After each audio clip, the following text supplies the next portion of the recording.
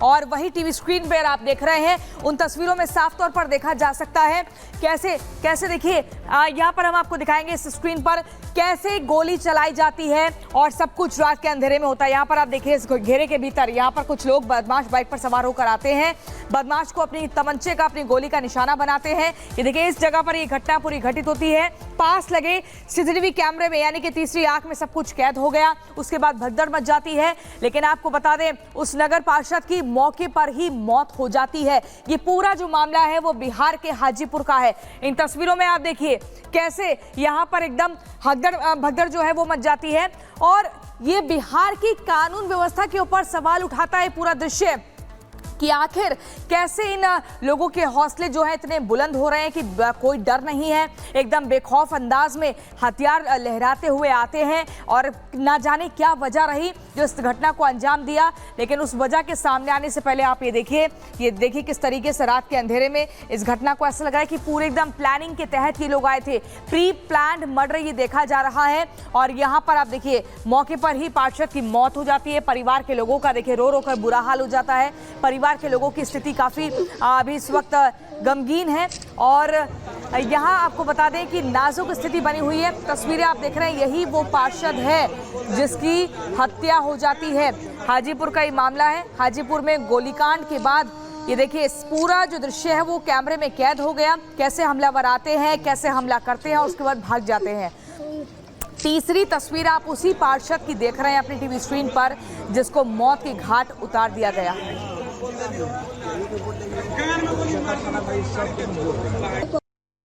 दुकान पर बैठे हुए तो बगल में कपड़ा का दुकान है, भाई का है। बैठे हुए थे हम 5 मिनट पहले मिल के हम गए थे दुकान में सामान लेने। अच्छा मानो ना हम नहीं लिए, इसके अंदर में घटना हो चुका था। तीन था। एक गाड़ी था, पल्सर गाड़ी था। कौन गाड़ी था? Pulsar bike? पल्सर था, 3 था। और कितना राउंड गोली चला है? गोली चला है 10 से 12 राउंड सर। और लगा कितना? लगा है जो हम सर नहीं बता सकते हैं। तो ये हाजीपुर में गोलीकांड की तस्वीरें हमने आपको दिखाई। सरेआम फायरिंग की गई, बदमाश मौके से फरार हो गए। बाइक पर सवार होकर ये बदमाश मौके पर पहुंचे और उन्होंने ताबड़तोड़ गोलियां चला दी, जिससे पार्षद की मौत हो गई। आरजेडी का ये वार्ड पार्षद बताया जा रहा है पंकज, जिनकी गोली मारकर हत्या को अंजाम दिया गया है।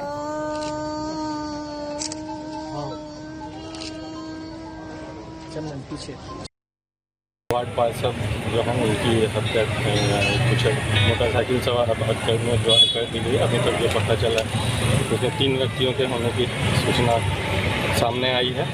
जो मामले के बारे में डिटेल्स हम लोग ले हैं, परिवार वालों से भी कुछ बातचीत हुई है तो उसमें कुछ इनपुट मिला है, उसके आधार पर पुलिस द्वारा कार्रवाई की जाएगी।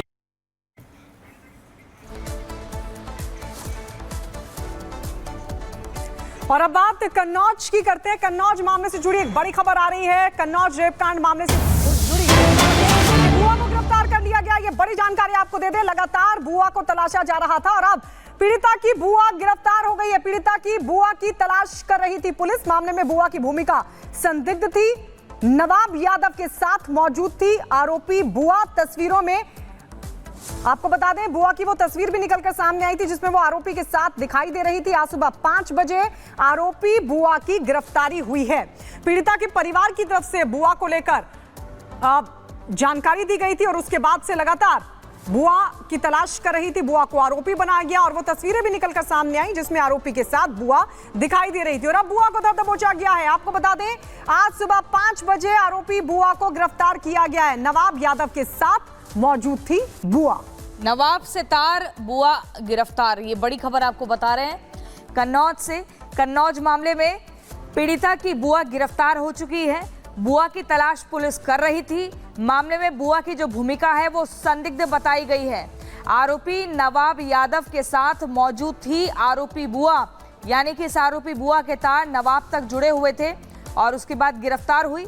तस्वीरों में देखा जा सकता है और आज सुबह ही 5 बजे आरोपी बुआ की गिरफ्तारी हुई है। कन्नौज मामले में पीड़िता की बुआ की संदिग्ध भूमिका पाई गई है। नवाब की करीबी है ये महिला जो अरेस्ट हुई है। नवाब से तार के बाद बुआ गिरफ्तार हुई, ये बड़ी खबर हम आपको बता रहे हैं।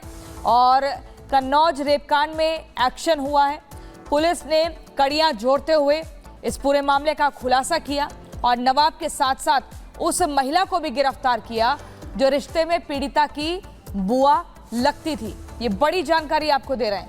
यहाँ पर आप देखिए कन्नौज रेप कांड में एक्शन हुआ है और सख्ती से यहाँ पर कार्रवाई करते हुए गिरफ्तारी हुई है। 2 लोगों की गिरफ्तारी हो चुकी है, आरोपी नवाब और संदिग्ध बुआ। तो ये 2 तस्वीर हम आपको दिखा रहे हैं। देखिए कन्नौज में किस तरीके से ये पूरा रेप कांड सामने आया था। उसके बाद सवाल भी खड़े हुए। समाजवादी पार्टी का नेता नवाब यादव, जिस पर ये बड़ा आरोप लगा, और पुलिस ने अब बुआ को भी गिरफ्तार कर लिया है, क्योंकि वो तस्वीर भी हम आपको दिखा रहे हैं जो इस रेप कांड के बाद सामने आई थी, जिसमें इस फुटेज में साफ तौर पर पीड़िता की बुआ देखी जा सकती है आरोपी के साथ। और इसी कड़ी में आपको बता दें अब बुआ को भी गिरफ्तार कर लिया गया है। और इसी पर कमलेश कुमार सीओ कन्नौज से हमारे साथ जुड़ गए हैं। कमलेश जी, पता कैसे चला कि पीड़िता की जो बुआ है उसकी भी इस पूरे मामले में संदिग्ध भूमिका है, क्योंकि इस पूरी पहेली को सुलझाना वाकई बहुत बड़ी चुनौती है। कहां से लीड मिली और क्या कुछ बड़े खुलासे? देखिए, हमारी 7 टीमें लगातार इस पे काम कर रही थी जब से बुआ गायब हुई थी। इसमें उनका नाम प्रकाश में लाया गया था। 7 टीमें हमारी कर रही थी, हमारी सर्विलांस की टीमें लगी थी। आज हमारी एक टीम को सूचना मिली कि बुआ जो है अपने माँ से मिलने आ सकती है। इस सूचना पे पुलिस ने जाल बिछा रखा था और ये अपने माँ से मिलने के लिए जैसे वाहन से उतरी हैं और अब अपने गांव की तरफ चली हैं, तो पुलिस में कन्नौज पुलिस लगी हुई थी, तो उन्होंने उनको गिरफ्तार किया है। वहीं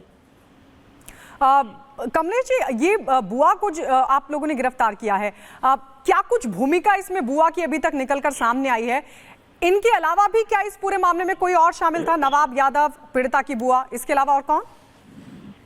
देखिए, इसके अभी बुआ से पूछताछ की जा रही है। बुआ सुबह ही गिरफ्तार हुई है कि इसमें इनके और कौन शामिल था, और इन्होंने जो पहले बयान दिए हैं मीडिया के सामने। ठीक है सीओ साहब, कमलेश कुमार जी आपका बहुत शुक्रिया हमारे साथ जुड़ने के लिए।